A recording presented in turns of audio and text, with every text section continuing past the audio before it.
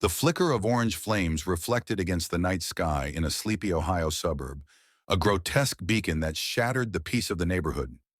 Emergency vehicles flooded the scene, their red and blue lights casting eerie shadows on the charred remnants of what once was a lavish wedding night suite in the backyard of a sprawling mansion. The air was thick with the acrid smell of burning fabric and wood, mingled with the faint scent of roses from the wedding decorations.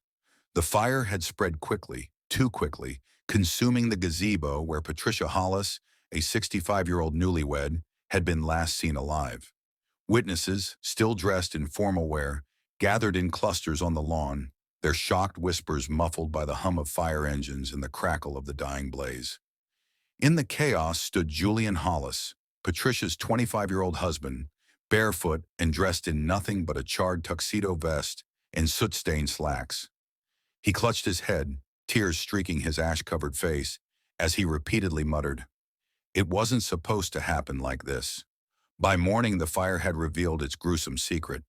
Patricia's remains, burned beyond recognition, were found amid the blackened rubble. What should have been the start of a new chapter for Patricia and Julian had instead turned into a horrifying tragedy.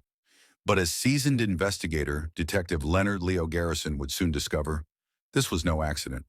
3 weeks earlier, Patricia Hollis, a wealthy widow known for her philanthropic efforts, announced her surprise engagement to Julian Hollis, a part-time yoga instructor and aspiring entrepreneur she had met on a retreat in California. The couple's whirlwind romance had raised more than a few eyebrows, especially among Patricia's inner circle, who had known her as a fiercely independent woman with little patience for romantic entanglements. Patricia's adult children, her daughter Angela and son Eric, were the most vocal in their disapproval. To them, Julian seemed opportunistic, someone whose charm masked an ulterior motive. But Patricia had dismissed their concerns with a wave of her manicured hand, insisting that love didn't abide by social norms or age gaps. "I've lived my life on my terms," Patricia had said during a family dinner that turned into a shouting match. "Julian makes me happy, and that's all that matters." On the surface, Julian played the role of a devoted younger husband-to-be perfectly. He doted on Patricia in public, showering her with affection and attention that seemed to melt away her years of loneliness. But in private, whispers of tension began to emerge. The staff at Patricia's estate mentioned heated arguments behind closed doors, the kind that made you wonder if the relationship was built on something more sinister than love. The wedding itself was a grand affair, held at Patricia's expansive estate. 100 guests filled the garden, where white roses lined the aisle, and a string quartet played classical tunes. Patricia, dressed in a custom-made silk gown, radiated happiness as she exchanged vows with Julian under the canopy of a flower-draped arch. Julian, ever the picture of charm, kissed her hand with exaggerated affection before they sealed the ceremony with a kiss. As the reception carried into the evening, the couple toasted their new life together, laughing and dancing under the string lights as friends and family celebrated around them. But not everyone shared in the joy. Eric and Angela were conspicuously absent from the wedding, having refused to attend out of protest. Among those present, several guests noted the strained look on Julian's face whenever Patricia spoke about her plans for their future together. A future she had hinted would include a revised will. The fire broke out shortly after midnight. Patricia and Julian had retreated to the wedding night suite, a small, picturesque gazebo at the edge of the property that had been transformed into a romantic hideaway.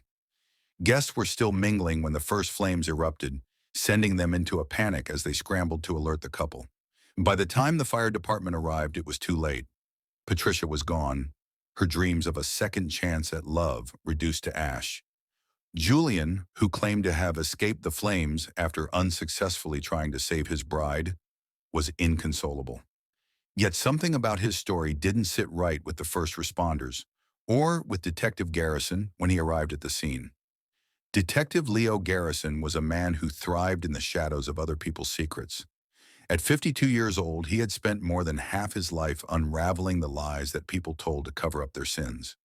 With a stocky build, piercing blue eyes, and a knack for asking the kind of questions that made people squirm, Leo had earned a reputation as one of the most relentless investigators in the state. When Leo arrived at the scene, he immediately noticed the inconsistencies. Julian's clothes were singed, but his hair and skin showed no signs of burns. His story about trying to save Patricia was vague, punctuated by long pauses and nervous glances. And then there were the small details. The way his hands trembled just a bit too much. The way he avoided looking at the gazebo, as if the sight of it repulsed him. Leo began his investigation with the methodical precision of a surgeon. He walked the perimeter of the property, taking in the layout of the estate and the distribution of the wedding guests. He interviewed the fire marshal, who noted that the blaze had been unusually intense, as if an accelerant had been used. A canister of lighter fluid, found discarded near the gazebo, only deepened Leo's suspicion. As the wedding guests were escorted off the property, Leo asked Julian to accompany him to the station for further questioning. "Just a formality," he said, though both men knew it was anything but. Back at the station, Leo reviewed the statements from witnesses. Several mentioned seeing Julian arguing with Patricia earlier in the evening, though none could make out what had been said. A few others described Julian's demeanor as tense and on edge, though they chalked it up to wedding day jitters. Then came the statement from Patricia's personal assistant, who had been helping organize the wedding. She recalled overhearing Julian on the phone earlier that day, his voice low but sharp. "You just need to trust me," he had said. "It'll all be over tonight." The assistant hadn't thought much of it at the time, but in light of the night's events, the comment took on a chilling significance. When Leo asked Julian about the call, the young man's face turned pale. "It was about the caterer," he stammered. "A last-minute issue." But Leo wasn't buying it. Something about Julian's story didn't add up. And as the detective began digging into the groom's background, he quickly realized that the truth was far darker than anyone had imagined. Detective Leo Garrison spent the early hours of the morning poring over Julian's story, cross-referencing it with the statements gathered from wedding guests and first responders. By the time the sun began to rise, Leo had uncovered his first major inconsistency. Julian's timeline of events didn't match the physical evidence. Julian claimed that he had been inside the gazebo with Patricia when the fire broke out. According to him, they were opening wedding gifts when he noticed the flames creeping up the fabric walls. He said he had tried to douse the flames with a nearby champagne bucket before realizing it was hopeless. "I yelled for her to follow me," Julian had insisted, his voice trembling. "But I couldn't find her in the smoke." Yet the fire marshal's preliminary report told a different story. The intensity and speed of the blaze suggested it hadn't started from an accidental spark, like a knocked-over candle, as Julian suggested. Instead, the fire appeared to have been deliberately set, igniting from multiple points. And then there was the lighter fluid canister, a damning piece of evidence that had no business being near a wedding suite. Leo couldn't shake the feeling that Julian's distress was more rehearsed than genuine. He knew from years of experience that guilt had a way of seeping through even the best performances. Leo instructed his team to dig into Julian's background while he conducted a second round of interviews. What they found was telling. Julian Hollis, born Julian Carter, had a history of fleeting jobs and failed business ventures. From personal training to cryptocurrency schemes, he had dabbled in a little bit of everything, leaving behind a trail of debt and dissatisfied clients. More troubling was his reputation as a smooth talker, someone who could charm his way into opportunities and out of trouble.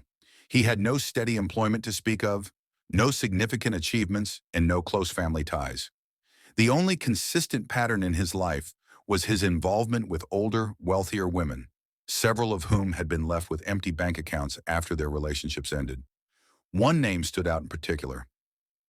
Sophia Lang, a 58-year-old widow from Florida who had filed a police report 2 years earlier, accusing Julian of stealing $20,000 from her under the guise of starting a business together. The case had been dropped when Sophia decided not to pursue charges, but the details painted a clear picture of the kind of man Julian might be. When Leo brought Julian in for a second round of questioning, the young groom's confident facade began to crack. Julian had spent the night in the station's holding area, his tuxedo replaced with a standard-issue jumpsuit. His previously smooth answers were now punctuated with frustration and slips of the tongue. "Why do I need to go through this again?" Julian snapped when Leo walked in. "I told you everything I know." Leo leaned back in his chair, studying the younger man. "You'll have to forgive me, but some of the details in your story don't quite match up. I thought it'd be best if we cleared them up. I don't see what else there is to say." Julian said, crossing his arms defensively. Let's start with the lighter fluid, Leo replied. Any idea how it ended up near the gazebo? Julian's eyes darted to the side. It's a wedding. There was a barbecue earlier, wasn't there? People probably left it lying around. Except the barbecue was on the other side of the property, Leo said evenly, and the canister was nearly full, which means it hadn't been used for grilling. Julian fidgeted in his seat. I don't know what you're getting at. Here's what I think happened, Leo said, leaning forward. I think you and Patricia had an argument. Maybe it was about money, her will perhaps. Maybe she changed her mind about something, and you didn't like that. So you decided to end it before she could change anything. Julian's jaw tightened. That's ridiculous, is it? Leo pressed. You said you tried to save her, but you don't have a single burn or scratch on you. And the fire? Well, let's just say it didn't behave like a fire that started by accident. Julian didn't respond, but the tension in his posture spoke volumes. Meanwhile, one of Leo's detectives had managed to track down Patricia's attorney, who confirmed that she had recently updated her will. The changes were significant. Julian was set to inherit half of her estate, a fortune worth several $1,000,000. The rest would go to her children, Angela and Eric, though the siblings had contested the new arrangement from the start. The attorney also revealed that Patricia had scheduled a follow-up meeting to discuss further revisions, likely spurred by the growing tension between her and Julian. The meeting had been set for the Monday after the wedding, a detail that sent alarm bells ringing in Leo's mind. Had Julian found out about the planned revisions? Could that have been the motive? Adding to the intrigue was a new piece of information from Patricia's personal assistant. She revealed that Patricia had confided in her shortly before the wedding, expressing doubts about Julian's intentions. She told me she felt like he was rushing things, the assistant said, but she also said she loved him and didn't want to believe the worst. Leo made a mental note to follow up with Angela and Eric. If anyone had a clearer idea of Patricia's state of mind leading up to the wedding, it would be her children. As Leo pieced together the timeline, a call came in from one of the first responders who had been at the scene of the fire. The firefighter mentioned something that had been bothering him. A man in a hoodie seen walking away from the gazebo shortly before the flames erupted. The description didn't match Julian. It was someone shorter, stockier, and older. Surveillance footage from a neighbor's security camera confirmed the firefighter's observation. The footage showed a figure entering the gazebo roughly 10 minutes before the fire started and exiting moments later. Leo stared at the grainy image on his monitor, his instincts buzzing. There was more to this case than met the eye. The question was, who else had a reason to see Patricia Hollis dead? Detective Leo Garrison stared at the grainy footage, his mind racing. The figure in the hoodie was a new wrinkle in an already tangled investigation. Who was this person? A wedding guest? A random intruder? Or someone tied to Patricia Hollis's past? He knew the answer to this mystery could shift the entire focus of the case. Before chasing the hooded figure, Leo decided to speak to Patricia's children, Angela and Eric. They had been conspicuously absent from the aftermath of the fire, staying silent in the wake of their mother's tragic death. Leo suspected their grief might be laced with something darker. Angela and Eric met Leo in their late mother's estate, a sprawling old-money mansion in the heart of their suburban New Jersey neighborhood. Angela, a poised woman in her early 40s, wore her grief like armor. Eric, younger and more volatile, paced the room like a caged animal. We already told the officers everything we know, Angela said coolly, folding her hands. Julian married our mother for her money. That much should be obvious. Eric stopped pacing and glared at Leo. The guy's a parasite. We warned her not to marry him, but she didn't listen. Now she's dead. Leo remained calm, letting their anger spill out. I understand how you feel, he said, but I need to ask, did either of you know about the changes to your mother's will? Angela's eyes narrowed slightly, but she recovered quickly.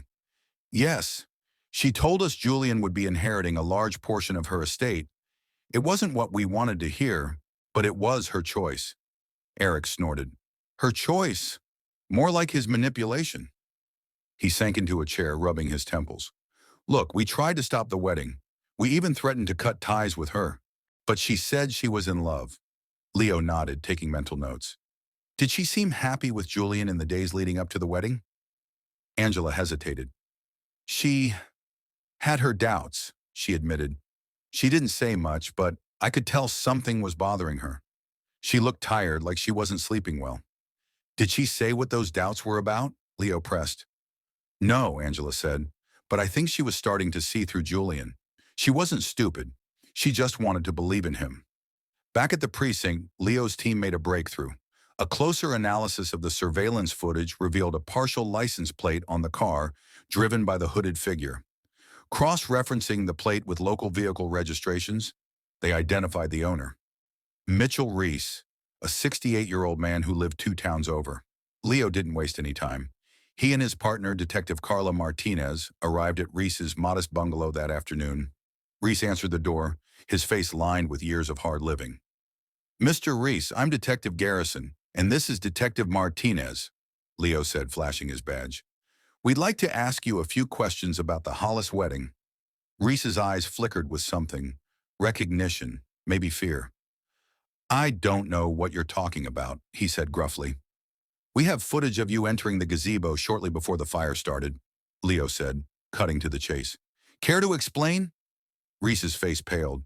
I didn't start no fire, he stammered. I swear. Then what were you doing there? Martinez asked, her tone sharp. Reese hesitated, his hands fidgeting. Look, I didn't mean no harm. Patricia invited me, all right? She said she needed to talk to me about something important. What was so important that she needed to see you on her wedding night? Leo asked, narrowing his eyes. Reese shifted uncomfortably. She wanted to talk about Julian. Said she didn't trust him. Wanted me to look into his past. And why would she ask you to do that? Martinez asked. Reese let out a long sigh. Because I used to work as a private investigator. Patricia and I go way back. She was a client of mine years ago. When she reached out a few weeks ago, I thought it was just for advice.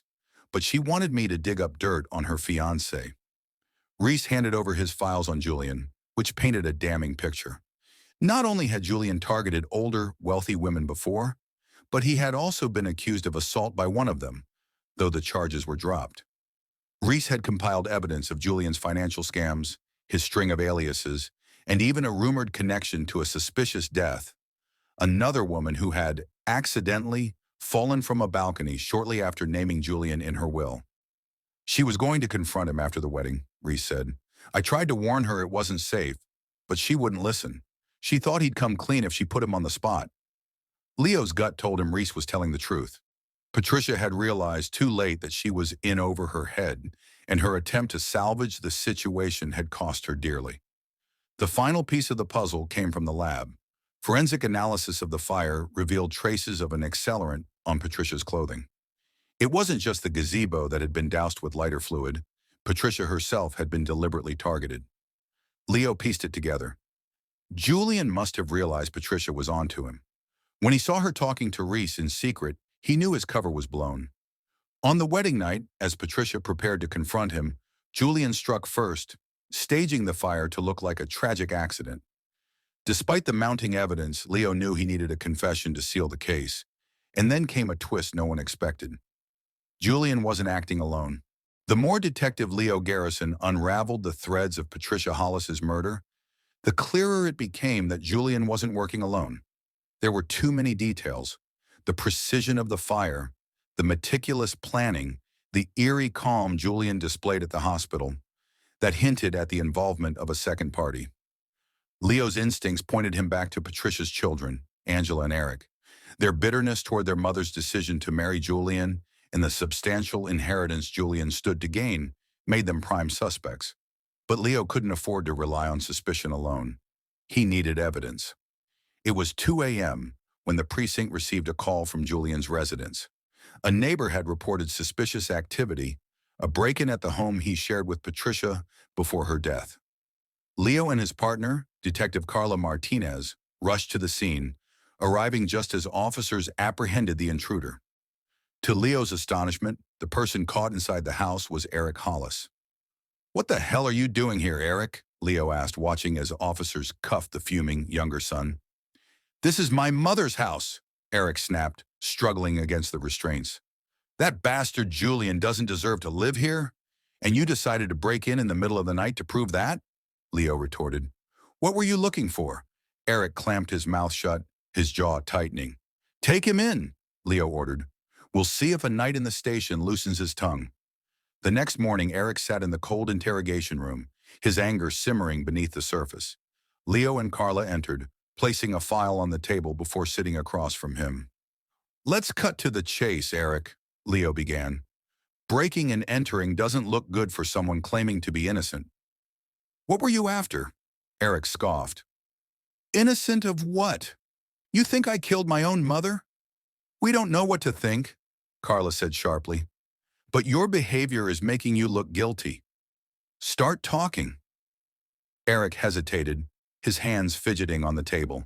Finally, he sighed. I wasn't trying to steal anything. I needed proof that Julian was behind this. Proof of what? Leo pressed. My mother told me a week before the wedding that she was changing her will, Eric admitted. She said Julian was pressuring her to give him everything, but she wasn't sure if she could trust him. I thought maybe she left something behind, documents, a recording, anything, that could help us take him down. Leo exchanged a glance with Carla. Why didn't you come to us with this earlier? Because I knew you wouldn't believe me, Eric snapped, and because I thought I could handle it myself. Julian's a snake. He manipulated her, and now she's dead because of him. Leo released Eric with a warning, but decided to take his claims seriously. He obtained a warrant to search Julian's home, this time with the full support of his team. As they combed through the house, Carla called out from the bedroom. Leo, you're going to want to see this. Leo joined her to find a locked drawer in Julian's nightstand. Inside was a black folder filled with documents that painted a chilling picture. Bank statements showed large sums of money being funneled into an offshore account in Julian's name, money that had been withdrawn from Patricia's personal accounts just days before the wedding. Even more damning was a handwritten note, scrawled in Patricia's elegant cursive. If anything happens to me, Julian is responsible. Just as Leo was piecing together the evidence, his phone buzzed. It was a call from Angela Hollis. I need to see you, Angela said, her voice trembling. It's about my mother's death. Where are you? Leo asked, grabbing his coat. I'll meet you at the park near her estate, Angela replied. Angela was waiting on a bench when Leo arrived, her hands clutching a steaming cup of coffee. She looked exhausted, her usual composure shattered. I can't keep this in anymore, she said, her voice barely above a whisper. Julian wasn't the only one who wanted my mother dead. Leo's heart raced. What are you saying, Angela? She took a deep breath, tears streaming down her face. Eric and we hated what she was doing. She was throwing everything away for some boy who didn't love her. We tried to talk her out of it, but she wouldn't listen. So we made a deal with Julian. Leo's stomach churned. What kind of deal? Julian promised to make it look like an accident, Angela confessed. He said he'd set the fire and make sure she didn't suffer. In exchange, he'd split the inheritance with us, but Eric and I never thought he'd actually go through with it. I thought he'd scare her, not this. Armed with Angela's confession, Leo knew it was time to confront Julian. He arranged for Angela to call him, pretending she wanted to meet and discuss their arrangement. Leo and his team would be waiting, ready to arrest him. But as the plan unfolded, Leo couldn't shake the feeling that something was still missing. Julian was cunning. Detective Leo Garrison and his team prepared the sting operation with precision. Angela's confession was the breakthrough they needed, but Leo couldn't shake the feeling that there were layers to this case yet to be uncovered. Julian was clever, manipulative, and dangerous, but something about Angela's sudden remorse felt calculated. Still, for now, the focus was on Julian. Angela met Julian at a secluded bar on the outskirts of town, as arranged. Leo and his team monitored the conversation from a nearby surveillance van, microphones carefully hidden on Angela's person. Julian arrived, his usual cocky demeanor masking any sense of guilt. He slid into the booth across from Angela, his eyes scanning her with suspicion. You look like hell, Julian remarked, sipping a whiskey Angela had ordered in advance. I can't sleep, Angela replied, her voice trembling just enough to sell the act. I can't stop thinking about what we did. Julian leaned back, smirking. Don't forget, sweetheart, you and your brother came to me with this idea. I just followed through. That doesn't make it right, Angela snapped, her tone rising. We didn't think you'd actually kill her. We just wanted her out of the way so she wouldn't drain the family fortune on you. Julian's smirk faltered, replaced by a flicker of anger. Don't act like you're innocent. You and Eric knew exactly what would happen. You signed off on everything. Leo's voice crackled in Angela's earpiece. Get him to admit to the fire. Angela swallowed hard, then said, You didn't have to set the fire. That wasn't part of the deal. Julian chuckled darkly. You think she would have just handed over the money? Patricia wasn't stupid. She'd have taken me down if she'd lived. The fire was necessary, clean, final. Besides, you're not complaining about the inheritance now, are you? Leo signaled his team. That's enough. Move in. Within seconds, officers stormed the bar, pinning Julian to the table before he could react. You're under arrest for the murder of Patricia Hollis, Leo said as Julian was handcuffed. Julian struggled, his cocky facade cracking. This is a setup. You think you can pin this all on me? You don't know the half of it. Back at the precinct, Julian was interrogated, but his arrogance returned as he sat across from Leo. You think I'm the mastermind here? Julian said, leaning forward. You're giving me too much credit. Enlighten me, Leo replied, unfazed. Julian smirked. Angela and Eric didn't just come to me with the plan. Angela was the one who suggested the fire. She said it'd look like an accident and tie up all the loose ends. Leo's jaw tightened. Why would she do that? She didn't just hate me, Julian said. She hated her mother. Patricia was planning to cut her out of the will entirely because Angela couldn't stop gambling away her money. Eric went along with it because he's a spineless little puppet. I was just the middleman. Leo confronted Angela with Julian's claims, watching her carefully as he laid out the details.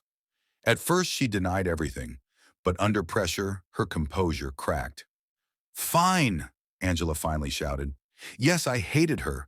She was a selfish, controlling woman who ruined everything she touched. But don't act like Julian wasn't just as guilty. He's the one who carried it out. I only wanted her out of our lives, not dead. Leo leaned forward. And Eric? Was he part of this too? Angela hesitated, then nodded. He didn't want to at first, but I convinced him. I told him it was the only way to protect what was ours. Eric, when questioned again, broke down in tears, confessing his role in the plan. I never wanted it to go this far, he sobbed, but Angela said we didn't have a choice. She said Julian would make it quick and painless. The investigation revealed that Patricia had been planning to completely rewrite her will just days after the wedding. Julian, Angela, and Eric had all been aware of this, though for different reasons. Patricia's decision to leave everything to Julian and cut her children off was the catalyst for the conspiracy. But it was Angela's desperation to maintain her lifestyle that pushed her to take drastic measures. The siblings had approached Julian with a plan to stage an accident, but Julian, fearing exposure, escalated it to murder. The fire was his idea, but Angela and Eric had knowingly set the wheels in motion. With all three suspects in custody, Leo sat in his office reflecting on the case. It was a grim reminder of how far greed and resentment could drive people. Patricia Hollis had been a flawed but well-meaning woman, betrayed by those she loved most. Leo stared at the case files, his mind heavy with the weight of justice served. As he closed the folder, he made a mental note to visit Patricia's grave, to pay his respects to a woman who had died trying to protect her legacy. The arrests of Julian, Angela, and Eric Hollis seemed to tie up the loose ends of Patricia Hollis's tragic murder. However, Detective Leo Garrison couldn't shake the feeling that something was still unresolved. His instincts told him that this wasn't just a case of greed and resentment. It was something darker, more insidious. Leo revisited the crime scene one last time, this time with his partner, Detective Carla Martinez. They walked through the charred remains of Patricia's bedroom, the smell of burnt wood and memories still lingering in the air. Doesn't something about this feel off? Leo asked, studying the burn patterns on the walls. Carla nodded. It was a fire, but it was too precise. It didn't spread like you'd expect. It's almost like someone controlled it, Leo finished. They called in a fire investigator to re-examine the scene. After hours of meticulous analysis, The investigator confirmed their suspicions. The fire had been started using an accelerant, but it had been contained by a series of small, strategically placed fire breaks. Whoever did this didn't just want her dead, the investigator said. They wanted to send a message. The new discovery reignited Leo's determination to dig deeper. His first lead came from a neighbor who had called 911 on the night of the fire. Leo hadn't given the call much thought at the time, but now he needed to know if they had seen anything unusual. The neighbor, an elderly woman named Mrs. Harper, was hesitant at first, but Leo's persistence paid off. "I didn't think it mattered," she said, clutching a cup of tea. "But now that you mention it, I did see someone leaving the house that night, after the fire started." Leo's heart raced. "What did they look like?" "It was a woman," Mrs. Harper said. "She was young, maybe in her 20s. She had dark hair and she was wearing gloves." "Gloves?" Leo asked, leaning forward. Mrs. Harper nodded. "It was odd, but I didn't think much of it at the time. She got into a car and drove away." The description didn't match Angela or Eric, nor did it match Julian. Leo checked Patricia's circle of acquaintances, looking for anyone who fit the profile. One name stood out: Claire Mendoza, Julian's ex-girlfriend. Claire had a history with Julian that was anything but amicable. Court records revealed that she had filed a restraining order against him 2 years earlier, citing emotional abuse and manipulation. However, the order had been dropped unexpectedly after a few months. Leo brought Claire in for questioning. She was nervous but cooperative, insisting she had nothing to do with Patricia's murder. "I haven't spoken to Julian in years," Claire said, her hands trembling. "I didn't even know he was married." But when Leo mentioned the witness's statement, Claire's demeanor shifted. I don't know what you're talking about," she stammered. "Claire," Leo said firmly, "we know you were there. We know you left the scene after the fire started. If you have any hope of clearing your name, you need to tell us the truth." Under pressure, Claire finally broke down. "Okay, I was there," she admitted, tears streaming down her face. "But I didn't kill her." "Then why were you there?" Leo demanded. "Julian called me," Claire said. "He said he needed my help. He told me it was an emergency, that his wife had threatened to ruin him. I don't know why I believed him, but I went to the house. When I got there, he was already pouring something, gasoline, I think, around the bedroom. He told me to stay quiet and keep watch." "And you just stood there?" Carla asked, incredulous. "I didn't know what to do," Claire cried. "I was scared. He said if I didn't help him, he'd make sure I went down for it too. So I waited until he started the fire, and then I left. I swear I didn't do anything else." Claire's confession added another layer to the case, but it also raised more questions. Why had Julian reached out to her? What leverage did he have over her? And most importantly, was Claire telling the whole truth? Leo had Claire placed under arrest as an accessory to murder, but he couldn't shake the feeling that she knew more than she was letting on. The breakthrough came when Carla reviewed Julian's phone records.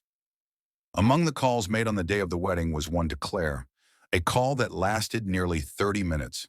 But there was another call, made just minutes before the fire started, to an unknown number. Tracing the number led to a burner phone, which Leo found discarded in a dumpster near Julian's house. The phone contained a single text message, sent to Claire just before the fire. "It's done. Leave now." With the new evidence, Leo was able to piece together the truth. Julian had manipulated not only Patricia, but also Claire and the Hollis siblings, using their anger and desperation to his advantage. He had orchestrated every detail of the murder, ensuring that everyone else would take the fall while he walked away with Patricia's fortune. Detective Leo Garrison felt the weight of the case as he prepared for the final confrontation with Julian. Months of unraveling lies, tracking false leads, and piecing together shattered lives had brought him to this moment. But this wasn't just about solving a crime. It was about giving Patricia Hollis the justice she deserved. Julian sat across from Leo in the interrogation room, his cocky demeanor gone. His hands were cuffed, his clothes wrinkled, and his usually smooth-talking arrogance was replaced by a simmering anger. "You think you're clever, don't you, detective?" Julian sneered. "But you're not. You're just lucky." Leo leaned forward, his voice calm and steady. "Luck didn't catch you, Julian. Your arrogance did." Julian rolled his eyes. You've got nothing? All you've done is spin a bunch of stories to make me look bad. Leo smirked. You're right. Stories don't mean much. But evidence? That's a different matter. He placed a folder on the table and opened it, revealing a series of photographs. The charred remains of Patricia's bedroom, the accelerant patterns, the burner phone, and the text message to Claire. You see, Julian, Leo said, every crime leaves a trail, and no matter how careful you were, you couldn't cover everything. We've got your phone records, we've got Claire's confession, and we've got Angela and Eric's statements. It's over. Julian's jaw tightened. Claire's a liar. Angela and Eric? They're desperate. You can't trust them. Leo smiled. Maybe. But you know what's really damning? The DNA evidence we found on the gloves Claire wore that night. Turns out they weren't hers. They were yours. Julian's face paled. With nowhere left to hide, Julian finally broke. His confession was as cold and calculated as the crime itself. It was all going perfectly, Julian began, his voice steady but devoid of emotion. Patricia was supposed to be my golden ticket, but then she started talking about rewriting the will, leaving everything to some charity. That wasn't part of the deal. So you decided to kill her, Leo said, his voice filled with quiet anger. Julian shrugged. It wasn't that simple. Angela and Eric hated her as much as I did. They wanted her gone too. I just gave them the push they needed. And Claire? Leo asked. Julian smirked. Claire was easy to manipulate. She's always been weak, always looking for someone to tell her what to do. I knew she'd show up if I called, but you didn't just manipulate them, Leo said. You planned every detail, didn't you? The fire, the burner phone, the gloves. It was all part of your plan to make sure no one could pin it on you. Julian leaned back in his chair, a faint smile on his lips. And it would have worked if it weren't for you. Julian's trial became a media sensation, with reporters flocking to cover the story of greed, betrayal, and murder. Angela and Eric testified against Julian in exchange for reduced sentences, while Claire's testimony painted a chilling picture of Julian's manipulative nature. The jury deliberated for less than a day before returning with a guilty verdict. Julian was sentenced to life in prison without the possibility of parole. Angela and Eric received 5-year sentences for their roles in the conspiracy, while Claire, whose cooperation had been instrumental in the case, was given a suspended sentence and court-mandated therapy. Months after the trial, Leo visited Patricia's grave. The wind was brisk, carrying the scent of fresh grass and fallen leaves. He placed a single white rose on her headstone, a quiet gesture of respect for the woman whose life had been taken too soon. This one's for you, Patricia, Leo said softly. As he walked back to his car, Leo felt a sense of peace. The case had been one of the most challenging of his career, but justice had been served, and while the scars left behind by Julian's actions would never fully heal, Leo knew he had done everything in his power to bring the truth to light. For Leo, it was a reminder of why he had become a detective in the first place, to seek justice for those who could no longer fight for themselves. And in the end, that was all that mattered. The story of Patricia Hollis's murder faded from the headlines, but for those involved, it remained a haunting memory. Angela and Eric struggled to rebuild their lives after serving their sentences, while Claire disappeared from the public eye, determined to start over. As for Leo, he moved on to his next case, knowing that there would always be another mystery to solve, another life to protect. But Patricia's case stayed with him, a testament to the resilience of truth and the unyielding pursuit of justice.